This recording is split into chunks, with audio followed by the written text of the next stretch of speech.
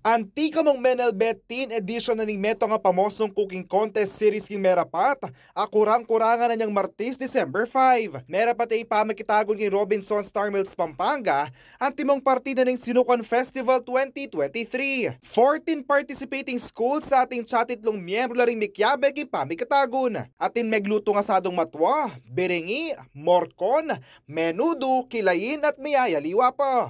Syempre po, deng mga twa po kaya kami, eda po buring milakoy, kaya kaming tradisyon. Kaya po madagol pong bagay na bibyeda po kare lang bagong henerasyon na pamilya. Ito po yung meging instrumento da po para lalo pa pong ilagana po yung kare lang kasanayan na dati po. Agpang kanipamuntok na ning kusinero at kusinerang Kapampangan, maluwat na ning pagumpisa ni kurang-kurangan o luto-lutuan king Tagalog, bang ayag at ning anak kakuluguran ng kakatamong kultura. 11 years na yung kurang-kurangan at inilman ni kadwa ng Banwa partida ng Sinukan Festival. Kasi minuna ginanyo nila, in-invite nila rin anak, 7 years old, makanyan, bakit mabiyasa lang magluto. Magkurang-kurangan tamo ang karing anak.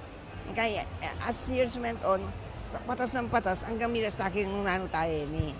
Mag-start kami karing anak ko rin susulap ng boti, magobra na lang yung kusina.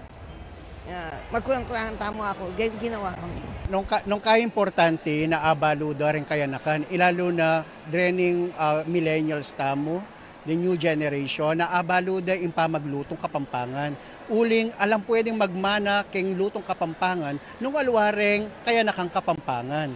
Kaya ngeni, nasa na ning kusinero at kusinerang Kapampangan at ning Sinukuan Festival na gambulan niya ing kakatamong kultura, uling peka number 1 niyang kultura ning Kapampangan ing pamagluto. Para naman king Hermana Mayor na ning Sinukan Festival ngayon Banway Sonia Pisoto, meto niya masanting at takbang iniba ni pasa na imbatuhon karim kayanakan at lakwas pasik na nga ng Sinukan Festival. Pauli yu at pauli daret ang susuporta kay katamo ing Sinukuan Festival na mag-attempt. At atsulta na po yan 26th year, this year.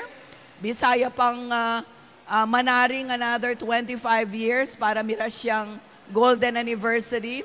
Years from now, imburina, ing lalo yang mipasyag, ing kulturang Kapampangan, alimo mabilog a Pampanga, nunay mabilog a Pilipinas at yato.